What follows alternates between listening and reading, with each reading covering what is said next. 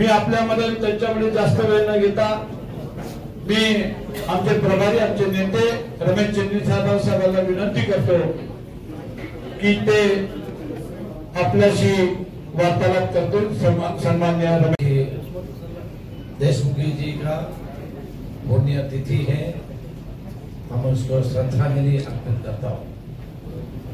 उन्होंने महाराष्ट्र के लिए और कांग्रेस पार्टी के लिए बहुत अपना कंट्रीब्यूशन दिया है और महाराष्ट्र की प्रगति के लिए उन्होंने बहुत कुछ काम किया है और हर नागरिक के मन में वो भावना है।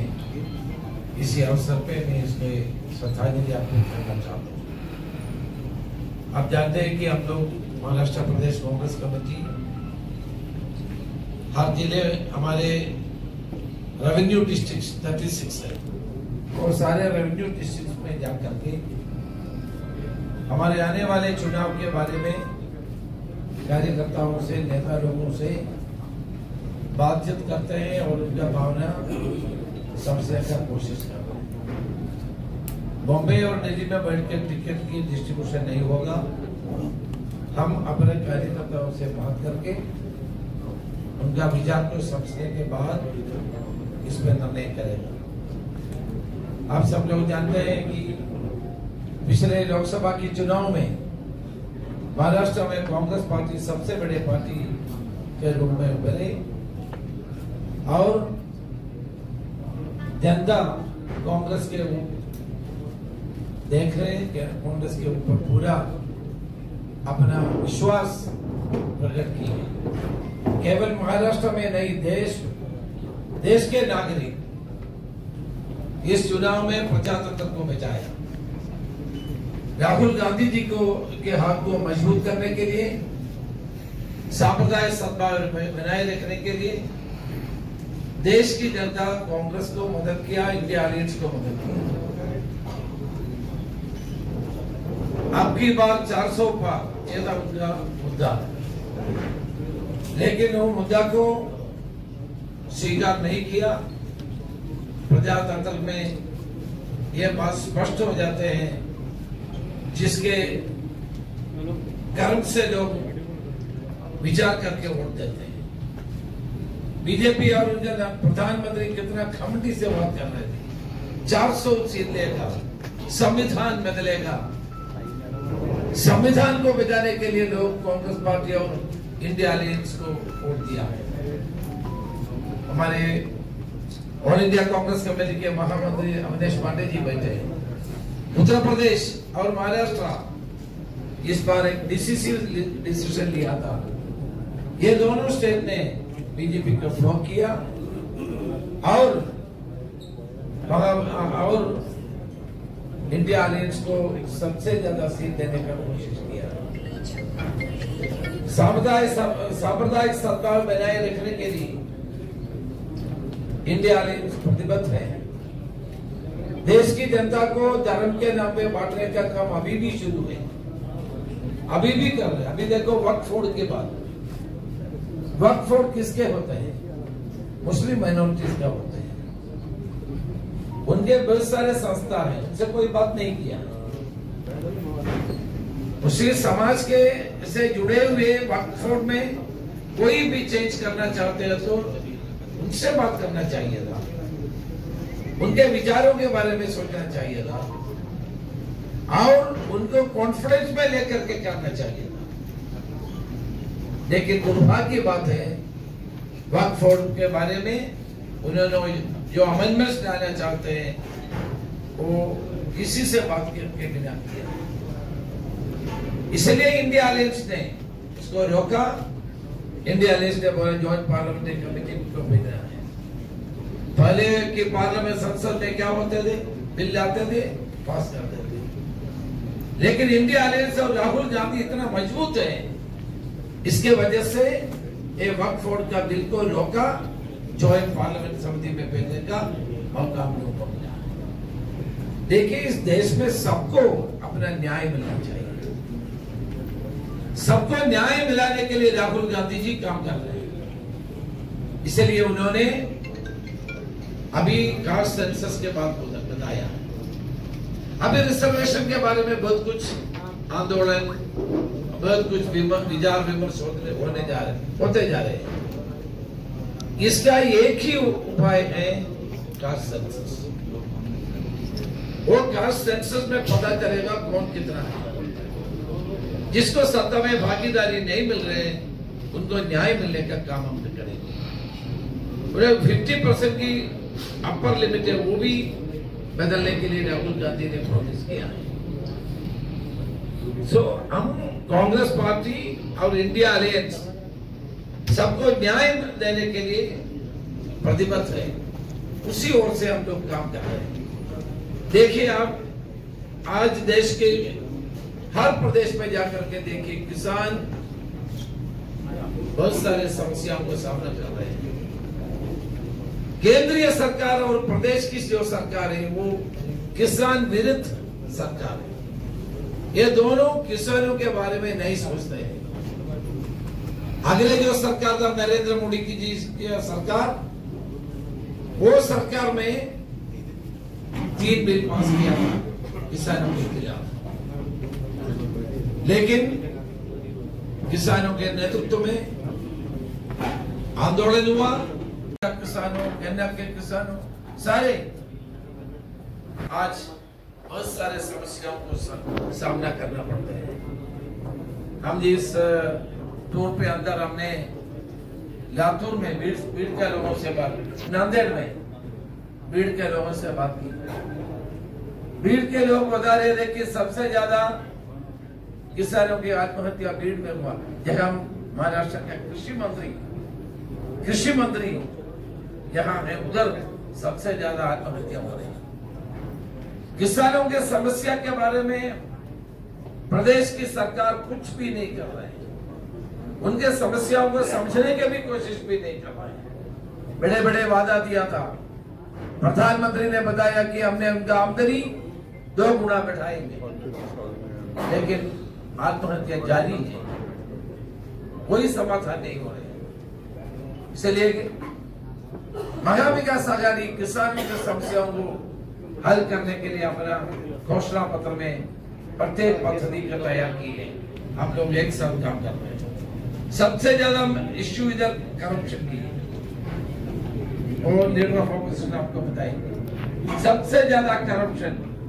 जनतेचं आभार मानले पाहिजे, कार्यकर्त्यांचे आभार मानले पाहिजे की अत्यंत कठीण परिस्थितीमध्ये सुद्धा त्यांनी यश मिळवलेलं आहे, खेचून आणलेलं आहे। आम्हाला हे विधानसभेच्या दृष्टीनं आता आम्ही संपूर्ण महाराष्ट्र फिरतो आहोत, तिथं पहिला टप्पा पूर्ण करतो आहोत आणि हा टप्पा पूर्ण करत असताना एक चैतन्य आम्हाला निश्चितपणे दिसत आहे। आदरणीय चिनी थालाजींनी जे सांगितलं, केंद्र सरकारच्या बाबतीत एक रोष हा जनतेमध्ये आहे आणि तो आजही भारतीय जनता पक्षावरील आणि त्यांच्या मित्र पक्षावरचा जनतेतला कमी झालेला नाही। येथील जे सरकार बनलं त्याच्याच बाबतीत लोकांचा आक्षेप आहे। महायुतीचं सरकार कशा पद्धतीनं बनलं हे महाराष्ट्रातल्या जनतेला बिलकुल मान्य नाही। भारतीय जनता पक्षानं त्याकरता ज्या क्लुप्त्या वापरल्या, ज्या पद्धतीचा वापर केला, ज्याला खोक्याचा वापर म्हणतात, तो भारतामध्ये कधी नाही तो वेगळा इतिहास घडवण्याचा प्रयत्न केला। मग ते सुरत असेल, गुवाहाटी असेल, पुन्हा पणजी असेल, इतर सगळ्या आमदारांना फिरवण्याचा प्रयोग झाला आणि जेवढं काही भ्रष्टाचारांचं ज्यांच्या इन्क्वायरी होत्या ते सगळे बरोबर घेण्याचा, नेते बरोबर घेण्याचा प्रयत्न केला। पुन्हा एकदा केला गेला आणि राष्ट्रवादी म्हणणाऱ्यांचं सुद्धा पुन्हा तिकडे गेले की ज्यांच्यावर मोठे भ्रष्टाचाराचे आरोप खुद्द पंतप्रधानांनी केले होते। आक्षेप जनतेचा हा आहे की या पद्धतीचं सरकार ज्या पद्धतीचं बनवलं गेलेलं आहे महायुतीचं, ते तर बेकायदेशीरच आहे। कायद्याच्या आधारावर नाही, घटनाबाह्य अशा प्रकारचं सरकार आहे। कारण त्याच्या बाबतीतले जेवढे काही आता माननीय सुप्रीम कोर्टापर्यंत चाललेली आपण जे आहे सगळ्या केसेस त्या पाहिल्यानंतर आपल्या लक्षात येतं की हे बेकायदेशीर स्वरूपाचं।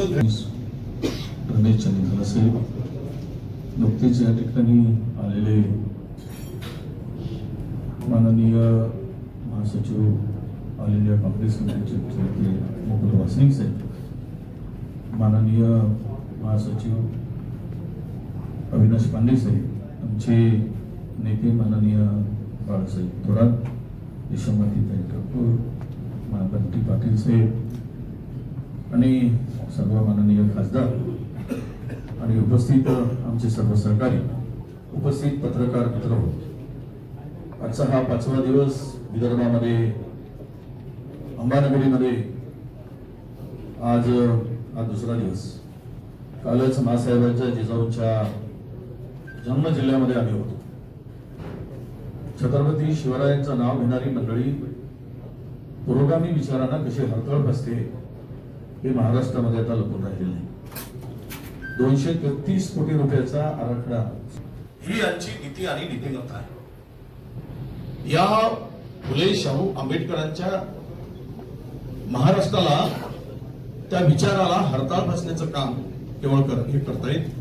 अशा सत्तेला उलथवून लावण्याचं काम करण्यासाठी महाविकास आघाडी आता सिद्ध झाली. त्याचाच भाग म्हणून आज आढावा बैठक यवतमाळ आणि अमरावती जिल्ह्यातील पदाधिकाऱ्यांची नेत्यांची आढावा बैठक माननीय चंद्रकला साहेबांच्या उपस्थितीत होणार. आपल्या सगळ्यांना आता सांगताना महाराष्ट्रातील चित्र आणि देशातील चित्र आपल्या पुढे मांडलं गेलं. खरं तर नैतिकता राज्यातली संपली. काल आपण पाहिलंय एक अकोल्याच्या आमदाराला पुन्हा नोटीस पाठवली गेली. तो शिंदे बरोबर नव्हते म्हणून त्यांना लाचलुचपत विभागाने नोटीस पाठवली. हे जे काही रिव्हेंज पॉलिटिक्स महाराष्ट्रात आणलं गेलं, बदल्याची भावना, अनेकांना सोबत घेऊन गेले. सीबीआय, ईडी, इन्कम टॅक्स या धाकामुळे अनेक तिकडे पळाले आणि म्हणून ही गेल्या निवडणुकीसाठी योजना होती. परंतु तेलंगणामध्ये काँग्रेसचं सरकार आहे, महालक्ष्मी योजना आणली, ती निरंतर आम्ही सुरू ठेवली आणि महिलांच्या खात्यात आम्ही पैसे टाकतो. 1,500 रुपये टाकताय. उद्या काँग्रेसचं आमचा महाविकास आघाडीचं सरकार आला तर यापेक्षा महिलांचा सन्मान मोठ्या प्रमाणात करण्याचं आम्ही काम करू. महाराष्ट्र हे युपीला आता मागे टाकलं आहे महिला अत्याचारामध्ये. रोज दर दिवशी दर तासामध्ये महिलांवर अत्याचार होणारा महाराष्ट्र झालाय. महिलांच्या सुरक्षेची हमी नाही. आजच आपण पाहिलंय एका छोट्या बालिकेवर शिक्षकांनी मागील 5 महिन्यापासून मुंबईच्या जवळच्या एका गावामध्ये अत्याचार केला. महिलावर, बालिकेवर, तरुणीवर. महिला सुरक्षित नाही आणि भगिनींचा लाडकी बहीण म्हणून उल्लेख करतात आणि सांगावं कोणी तर ते ऑरेंज कलरचं जॅकेट घालून ज्यांनी बहिणीला पाडलं गुलाबी कलरचं जॅकेट घालतात आणि बहिणीला पाडतात आणि बायकोला बहिणीला. महाराजांचा संत गाडगे बाबाचं हे स्थळ आहे. या ठिकाणी आई रुक्मिणीचं हे स्थळ आहे आणि या स्थळातून निश्चित ऊर्जा मिळेल आणि महाराष्ट्रामध्ये नवचैतन्य निर्माण होऊन परिवर्तन होईल हा विश्वास व्यक्त करतो. आणि आपण आलात, आपल्याला काही विचारायचं असेल तर नाना भाऊ इथे आलेले आमचे प्रदेशाध्यक्ष त्यांनाही आपण विचारतो. एक मिनिट नाही, तिकडेच थांबू द्यात. आपण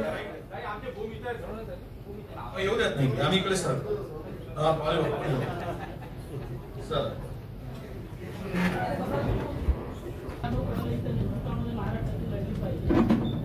माहिती आहे आणि मुख्यमंत्री अर्थात तुम्ही राहाल का हा प्रश्न आहे. मूळ प्रश्न मुख्यमंत्री पदाचा नाही. मूळ प्रश्न महाराष्ट्राच्या स्वाभिमानाचा आणि महाराष्ट्राच्या धर्माचा आहे. ज्या पद्धतीनं महाराष्ट्राला भाजप प्रणित जे एकनाथ शिंदेचं सरकार आहे त्यांनी कहाण ठेवलेलं आहे गुजरातला आणि आता एक एक पार्ट महाराष्ट्राचा विकण्याचं काम त्यांनी सुरू केलेलं आहे. त्यामुळे महाराष्ट्र वाचवणं हे काँग्रेससाठी पहिले महत्वाचं आहे. महाराष्ट्राच्या निर्मितीमध्ये सुद्धा काँग्रेसचे योगदान आहे. यशवंतराव चव्हाण साहेबांच्या मंगल कलशाने त्याची सुरुवात झाली आणि महाराष्ट्राला देशातच नव्हे तर जगामध्ये विकासाच्या प्रगतीवर नेण्याचं काम वसंतराव नाईक साहेब असतील अशा अनेक मुख्यमंत्री या महाराष्ट्राने काँग्रेसने त्यांना दिलं आणि महाराष्ट्र उभा झाला. पण ज्या पद्धतीनं आज महाराष्ट्राची अधोगती चाललेली आहे, शेतकऱ्यांच्या मोठ्या प्रमाणात आत्महत्या सुरू आहे, तरुणांना बेरोजगारांचा महाराष्ट्र निर्माण करण्यामध्ये केंद्रातल्या सरकारचं धोरण आणि राज्याच्या सरकारचं धोरण हे सगळ्यात महत्वाचं ठरलेलं आहे आणि म्हणून बेरोजगारांचा महाराष्ट्र शेतकऱ्यांच्या आत्महत्यांचा महाराष्ट्र, काँग्रेस अशी स्थिती आहे की काँग्रेस ची स्थिती चांगली असतानाही काँग्रेस कमी जागा घेण्याच्या तयार आहे. बघा, त्याला मलाही कळत नाही हो. आता तर तुम्ही आम्हाला सगळेच मागे ढकलायला लागले होते. सगळ्यात मोठा पक्ष काँग्रेसच झाला महाराष्ट्रात खासदारांमध्ये. तर त्यामुळे तुम्ही त्याची काळजी करू नका. जनतेत काँग्रेस आहे आणि काँग्रेसच पक्ष हा सगळ्यात मोठा पक्ष म्हणून महाराष्ट्रात पुन्हा अजून तुम्हाला पाहणार. अजित पवारांनी वक्तव्य केलं की सुचित्रा पवारांना पोलिसच्या विरोधात उभं करण्याची चूक. आता त्यांच्या पवार परिवाराच्या बद्दल आम्हाला काहीच फार काही बोलायचं नाहीये. त्याच्यामुळे त्यांच्या पारिवारिक वाद आहे, त्या पारिवारिक वादात आम्हाला जायचं काय कारण आहे? या ठिकाणी काँग्रेसचे दिग्गज नेते बसले असताना तब्येत खराब असेल त्यांची, त्याच्यामुळे आले नाही. अगं आले नाही, तब्येत तर खराब असेल म्हणून नाही आले. बरं नाही आले तर आता काय करू? त्याला बघू ना, तब्येत खराब असेल म्हणून नाही आले. आता काय सांगणार त्याला?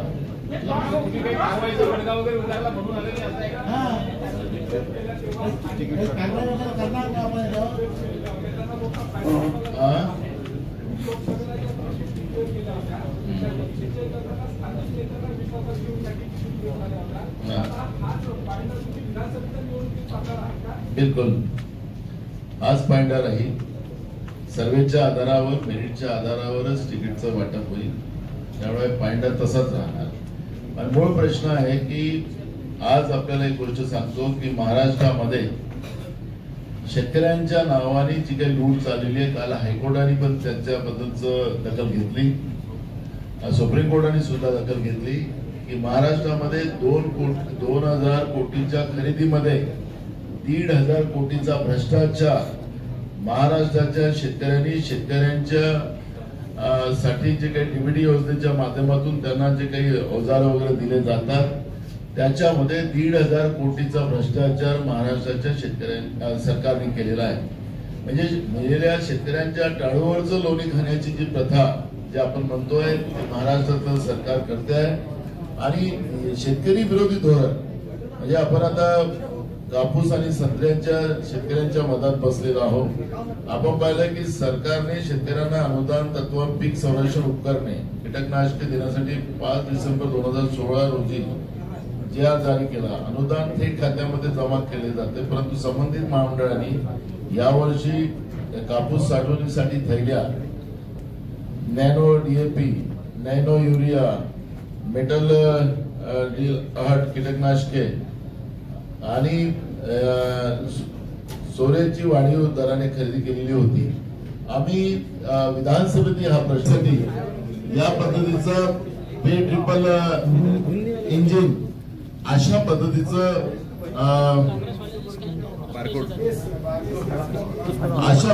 एक बारकोड आज युवक काँग्रेसच्या माध्यमातून आज संपूर्ण महाराष्ट्रामध्ये आज आम्ही प्रकाशित करतो.